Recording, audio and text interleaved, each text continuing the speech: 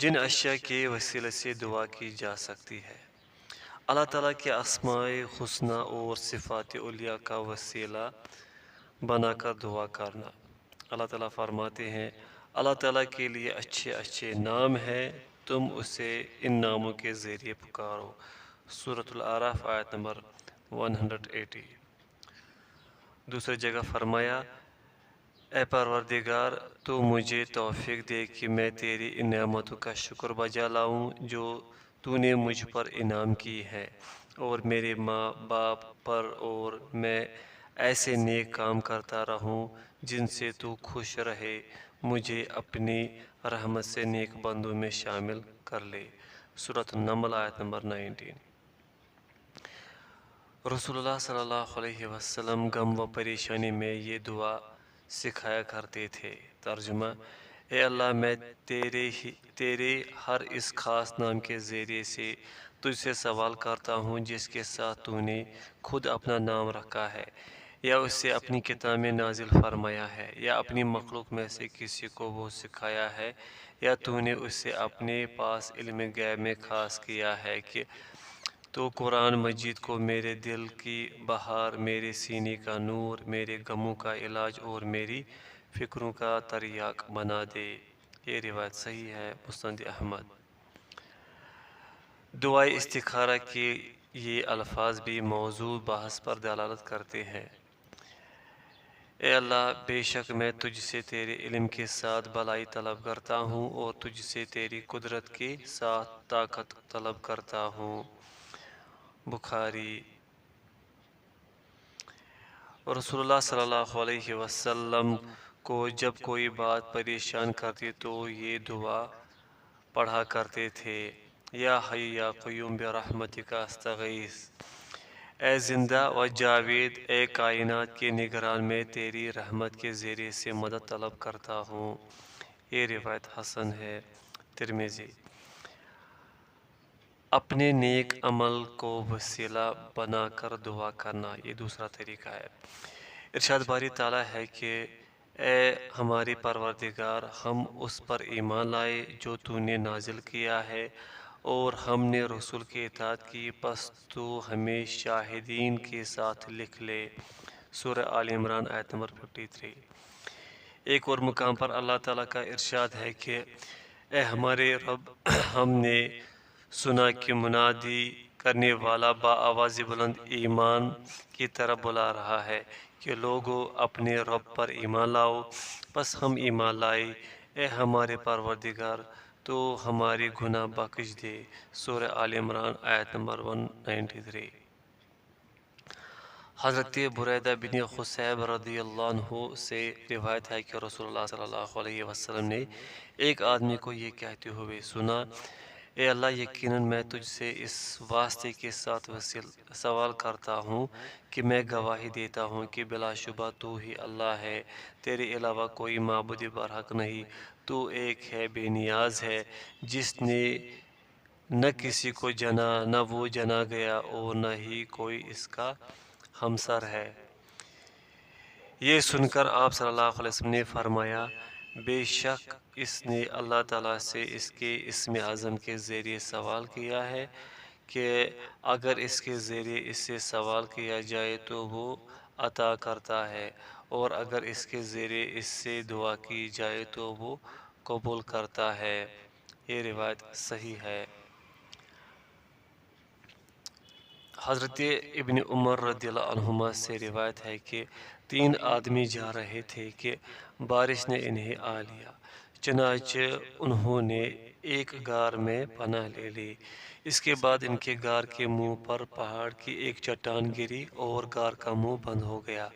اب انہوں نے ایک دوسرے سے کہا کہ اپنے ان نیک اعمال کو یاد کرو جو تم نے خالص اللہ تعالیٰ کے لیے کیے ہیں، پھر اس کے ذریعے اللہ تعالیٰ سے دعا کرو، ممکن ہے وہ غار کو کھول دے۔ اس پر ان میں سے ایک نے کہا، اے اللہ، میرے والدین تھے، وہ بہت بوڑھے تھے اور میرے چھوٹے چھوٹے بچے بھی تھے، میں ان کے لیے بکریاں چراتا تھا اور واپس آ کر دودھ نکالتا تو سب سے پہلے اپنے والدین کو پلاتا تھا، اپنے بچوں سے بھی پہلے۔ ایک روز ایک روز چارے کی تلاش میں بہت دور نکل گیا، جس وجہ سے میں رات کو دیر سے واپس آیا۔ میں نے دیکھا کہ میرے والدین سو چکے ہیں۔ میں نے معمول کے مطابق دودھ نکالا، پھر میں دوہا ہوا دودھ لے کر آیا اور ان کے سرہانے کھڑا ہو گیا۔ میں یہ گوارا نہیں کر سکتا تھا کہ انہیں نیند سے بیدار کروں، اور مجھ سے یہ بھی نہیں ہو سکتا تھا کہ والدین سے پہلے بچوں کو پلاؤں۔ بچے بھوک سے میرے قدموں پر لوٹ رہے تھے اور اسی کشمکش میں صبح ہو گئی۔ اے اللہ، اگر تیرے علم میں ہے کہ میں نے یہ کام خالص تیری رضا حاصل کرنے کے لیے کیا تھا، تو ہمارے لیے کشادگی پیدا فرما کہ ہم آسمان دیکھ سکیں۔ اللہ تعالیٰ نے ان کے لیے اتنی کشادگی پیدا کر دی کہ وہ آسمان دیکھ سکتے تھے۔ دوسرے شخص نے کہا، اے اللہ، میری ایک چچا زاد بہن تھی اور میں اس سے محبت کرتا تھا، وہ انتہائی محبت جو ایک مرد ایک عورت سے کر سکتا ہے۔ میں نے اس سے زنا کا مطالبہ کیا تو اس نے انکار کر دیا اور صرف اس شرط پر راضی ہوئی کہ میں اسے 100 دینار دوں۔ میں نے دوڑ دھوپ کی اور 100 دینار جمع کر لایا، پھر انہیں اس کے پاس لے کر گیا۔ پھر جب میں اس کی دونوں ٹانگوں کے درمیان بیٹھ گیا تو اس نے کہا، اے اللہ کے بندے، اللہ سے ڈرو اور مہر کو مت توڑ۔ میں یہ سن کر کھڑا ہو گیا اور زنا نہ کیا۔ اے اللہ، اگر تیرے علم میں ہے کہ میں نے یہ کام خالص تیری رضا کے لیے کیا تھا، تو ہمارے لیے کچھ اور کشادگی پیدا فرما دے۔ چنانچہ اللہ تعالیٰ نے ہمارے لیے کچھ اور کشادگی فرما دی۔ تیسرے شخص نے کہا، اے اللہ، میں نے ایک مزدور ایک فرق چاول 8 کلو گرام کے قریب کی مزدوری پر رکھا تھا۔ اس نے اپنا کام پورا کر کے کہا کہ میری مزدوری دو۔ میں نے اس کی مزدوری دے دی، لیکن وہ چھوڑ کر چلا گیا اور اس سے بے توجہی اختیار کی۔ میں ان چاولوں سے برابر کاشتکاری کرتا رہا تاکہ اس گلے سے کئی گائیں خرید لی اور ایک چرواہا رکھ لیا۔ ایک عرصے کے بعد وہ واپس آیا اور اس نے کہا، اللہ سے ڈر، مجھ پر ظلم و زیادتی نہ کر اور میرا حق مجھے ادا کر دے۔ میں نے کہا، ان گایوں اور چرواہے کو لے جا۔ اس نے کہا، اللہ سے ڈر اور مجھ سے مذاق نہ کر۔ میں نے کہا، میں تم سے مذاق نہیں کرتا، ان گایوں اور چرواہے کو لے جا۔ چنانچہ وہ انہیں لے کر چلا گیا۔ پس اگر تیرے علم میں ہے کہ میں نے یہ کام تیری رضا حاصل کرنے کے لیے کیا تھا، تو جو رکاوٹ باقی رہ گئی ہے اسے بھی کھول دے۔ چنانچہ اللہ تعالیٰ نے ان کے لیے مکمل کشادگی کر دی اور وہ باہر آ گئے۔ بخاری و مسلم۔ تیسرا طریقہ، کسی زندہ نیک آدمی کی دعا کو وسیلہ بنانا۔ حضرت انس بن مالک رضی اللہ عنہ سے روایت ہے کہ ایک مرتبہ نبی کریم صلی اللہ علیہ وسلم کے زمانے میں قحط سالی ہوئی۔ آپ صلی اللہ علیہ وسلم خطبہ دے رہے تھے کہ ایک دیہاتی نے آ کر کہا، اے اللہ کے رسول، مال ہلاک ہو گیا، اہل و عیال بھوکے ہو گئے، آپ ہمارے لیے دعا فرمائیے۔ آپ صلی اللہ علیہ وسلم نے دونوں ہاتھ اٹھا دیے۔ اس وقت آسمان پر بادل کا ایک ٹکڑا بھی نظر نہیں آ رہا تھا۔ اس ذات کی قسم جس کے ہاتھ میں میری جان ہے، ابھی آپ صلی اللہ علیہ وسلم نے اپنے ہاتھوں کو نیچے بھی نہیں کیا تھا کہ پہاڑوں کی مانند بادل امڑ آئے، اور آپ صلی اللہ علیہ وسلم ابھی ممبر سے اترے بھی نہیں تھے کہ میں نے دیکھا کہ بارش کا پانی آپ صلی اللہ علیہ وسلم کے ریش مبارک سے ٹپک رہا تھا۔ اس دن اس کے بعد اور مسلسل اگلے جمعہ تک بارش ہوتی رہی۔ اگلے جمعہ کو وہی دیہاتی یا کوئی اور دوسرا شخص کھڑا ہوا اور اس نے عرض کیا، اے اللہ کے رسول، عمارتیں منہدم ہو گئی اور مال ڈوب گیا، آپ صلی اللہ علیہ وسلم ہمارے لیے دعا فرما دیجیے۔ چنانچہ آپ صلی اللہ علیہ وسلم نے اپنے دونوں ہاتھ اٹھا لیے۔ آپ صلی اللہ علیہ وسلم نے دعا کی، اے اللہ، اب دوسری طرف بارش برسا اور ہم سے روک دے۔ آپ صلی اللہ علیہ وسلم ہاتھ سے بادل کے لیے جس طرف بھی اشارہ کرتے اسی طرف مطلع صاف ہو جاتا، سارا مدینہ تالاب کی طرح بن گیا تھا اور قنات کانا لا مہینہ بھر بہتا رہا، اور ارد گرد سے آنے والے بھی اپنے یہاں بھرپور بارش کی خبر دیتے رہے۔ بخاری و مسلم۔ حضرت انس بن مالک رضی اللہ عنہ سے روایت ہے کہ حضرت عمر رضی اللہ عنہ کے زمانے میں قحط سالی ہوتی تو وہ حضرت عباس بن عبد المطلب رضی اللہ عنہ کو، جو کہ زندہ تھے، ان کے وسیلہ سے دعا کرتے اور فرماتے کہ اے اللہ، پہلے ہم تیرے پاس اپنے نبی صلی اللہ علیہ وسلم کا وسیلہ لایا کرتے تھے، اب چونکہ وہ فوت ہو گئے ہیں اس لیے اپنے نبی کے چاچا کو وسیلہ بناتے ہیں، لہذا تو ہم پر پانی برسا۔ انس رضی اللہ عنہ فرماتے ہیں کہ چنانچہ پھر خوب بارش برستی۔ بخاری۔ البانی رحمۃ اللہ فرماتے ہیں مندرجہ بالا تینوں اشیاء کو وسیلہ بنا کر دعا کرنے پر مسلمانوں کا اجماع ہے۔ دعا کے لیے اہل قبور کو وسیلہ بنانا جائز نہیں۔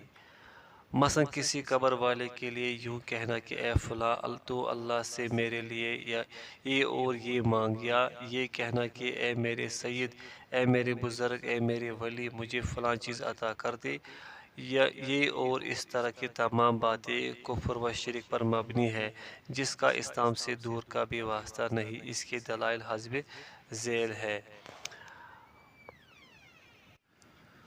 وہ لوگ مشرکین اللہ کے علاوہ ان لوگوں کی عبادت کرتے ہیں جو نہ تو انہیں کوئی نقصان پہنچا سکتے ہیں اور نہ ہی نفع، اور وہ کہتے ہیں کہ اللہ کے ہاں ہمارے سفارشی ہیں۔ سورہ یونس آیت نمبر 18۔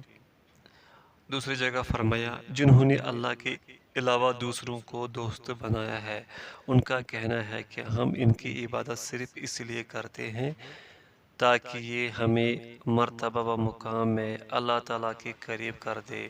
سورۃ الزمر آیت نمبر 3۔ ایک اور جگہ فرمایا جنہیں تم اللہ کے علاوہ پکارتے ہو وہ نہ تو تمہاری مدد کی طاقت رکھتے ہیں اور نہ ہی وہ اپنی مدد کر سکتے ہیں۔ سورۃ الاعراف آیت نمبر 197۔ ایک اور جگہ فرمایا اس سے بڑھ کر گمراہ اور کون ہوگا جو اللہ کے سوا ایسوں کو پکارتا ہے جو قیامت تک اس کی دعا قبول نہ کر سکیں گے بلکہ ان کے پکارنے سے محض بے خبر ہوں گے۔ سورۃ الاحقاف آیت نمبر 5۔ ابن تیمیہ رحمۃ اللہ فرماتے ہیں کسی قبر والے سے سوال کرنا یا اس کا وسیلہ پکڑنا شرک ہے۔ محمد بن احمد خضر فرماتے ہیں کسی فوت شدہ نبی ولی سے یوں کہنا کہ تو میرے لیے اللہ سے سوال کر، یا کہنا کہ اے میرے سردار تو میری مدد کر، سب شرک و بدعت ہے۔ کافر کی قبر کی زیارت کرتے ہوئے اسے دعا نہیں بلکہ آگ کی بشارت دینی چاہیے۔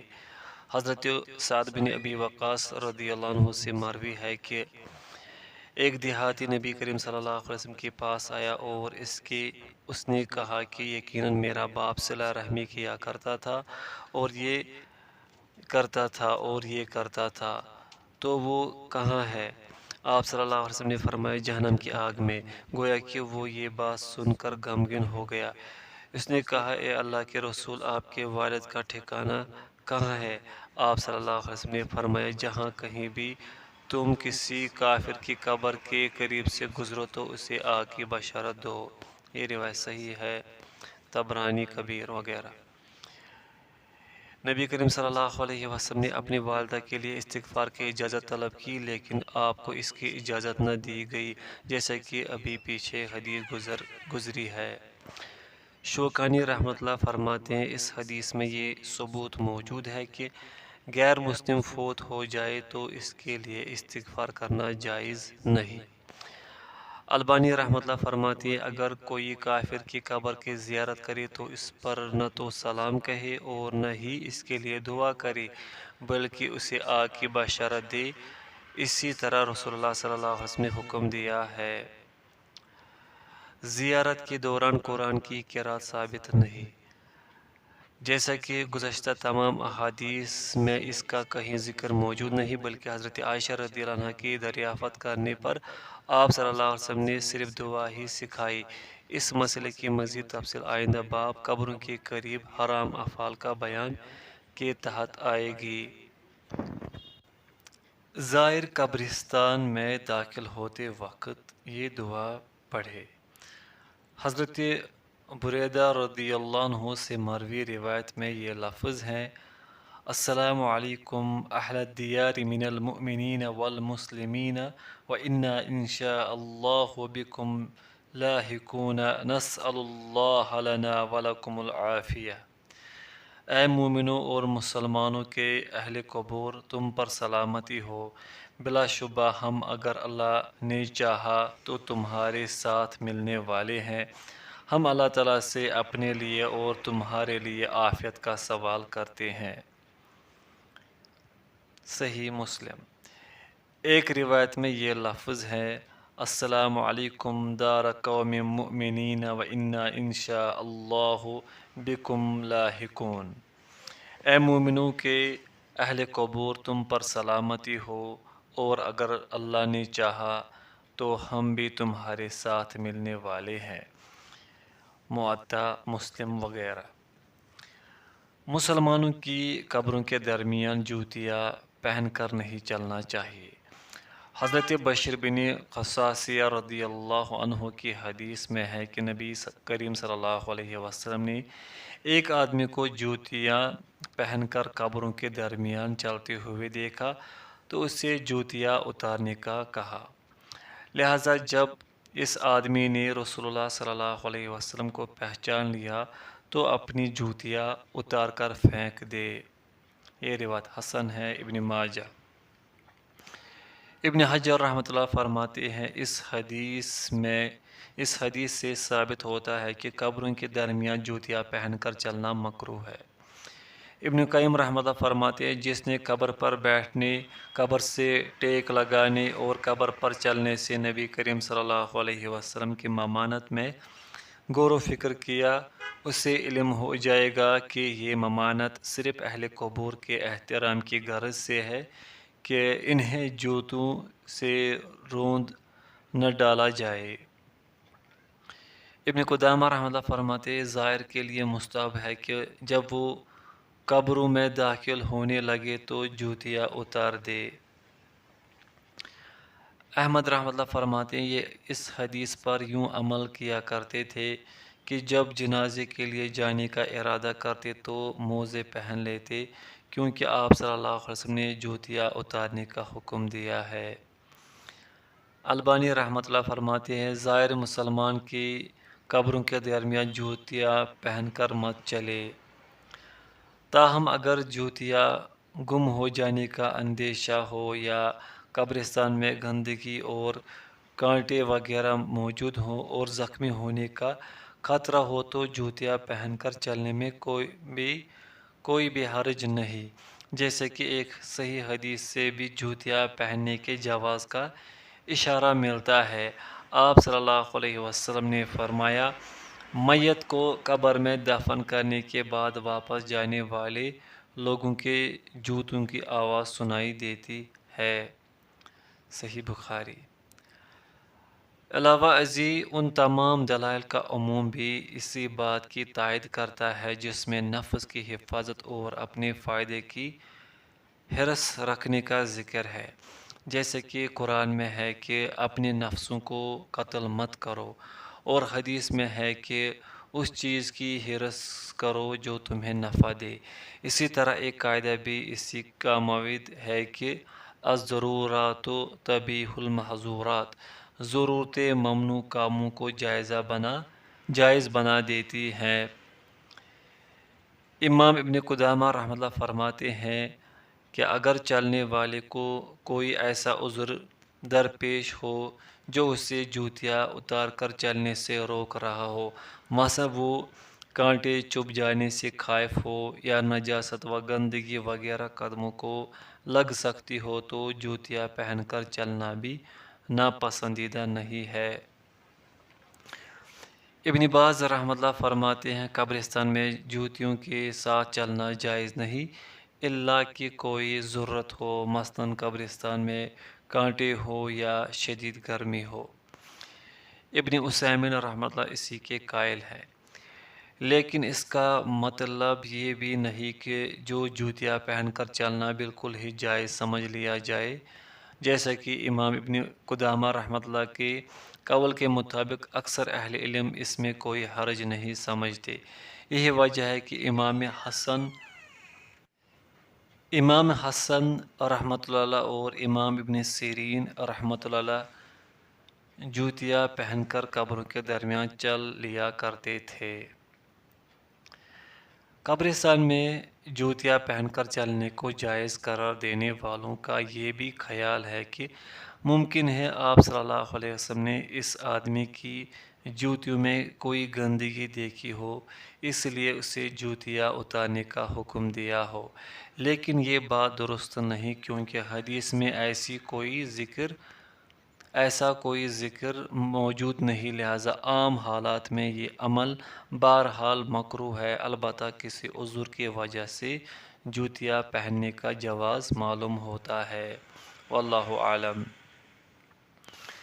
باب قبروں کے قریب حرام افعال کا بیان۔ قبروں کو مسجد بنا لینا۔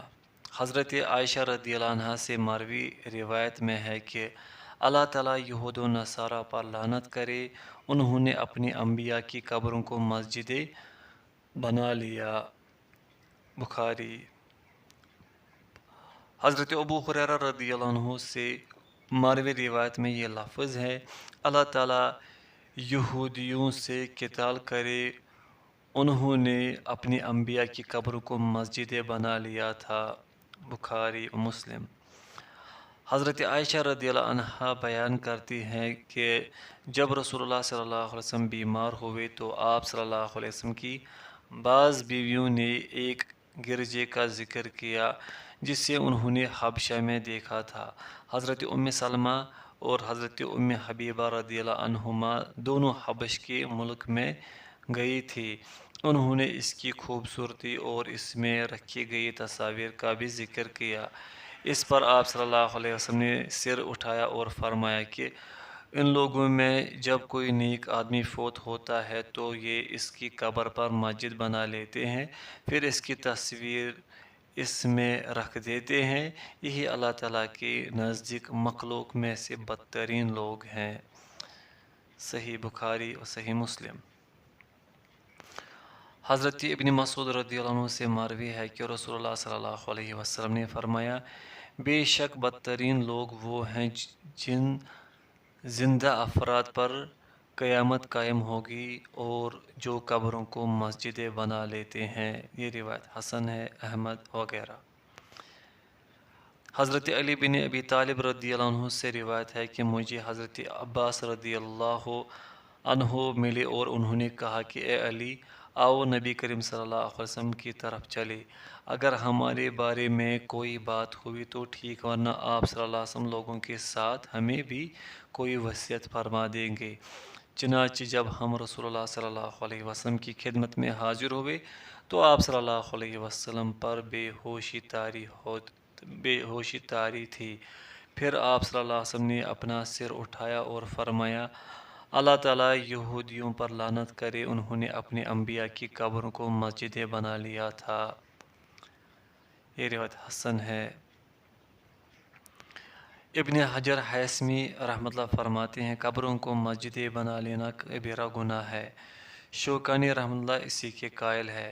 امیر سنانی رحمۃ اللہ فرماتے ہیں، قبروں کو مسجدیں بنا لینے میں یہ دونوں مفہوم ہی شامل ہے۔ پوائنٹ فرسٹ، قبروں کی طرف رخ کر کے نماز پڑھی جائے۔ پوائنٹ سیکنڈ، قبروں پر مسجد بنا کر نماز پڑھی جائے۔ امام ابن حجر حیثمی رحمۃ اللہ نے بھی یہی معنی بیان کیا ہے۔ البانی رحمۃ اللہ فرماتے ہیں، قبروں کو مسجدیں بنانا حرام ہے۔ مزید یہ کہ قبروں کو مسجدیں بنانے میں 3 امور شامل ہیں۔ پوائنٹ فرسٹ، قبروں کی طرف رخ کر کے نماز پڑھنا۔ پوائنٹ سیکنڈ، قبروں پر سجدہ کرنا۔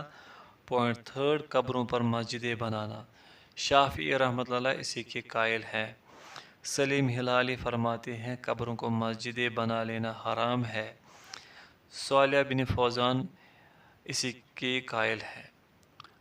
قبروں کو مزین کرنا، قبروں کو مزین کرنا چونکہ لوگوں کے لیے فتنہ اہل قبر کی تعظیم اور شرک کا دروازہ کھولنے کے مترادف ہے، اس لیے حرام ہے۔ البانی رحمۃ اللہ فرماتے ہیں قبروں کو مزین کرنا بدعت ہے۔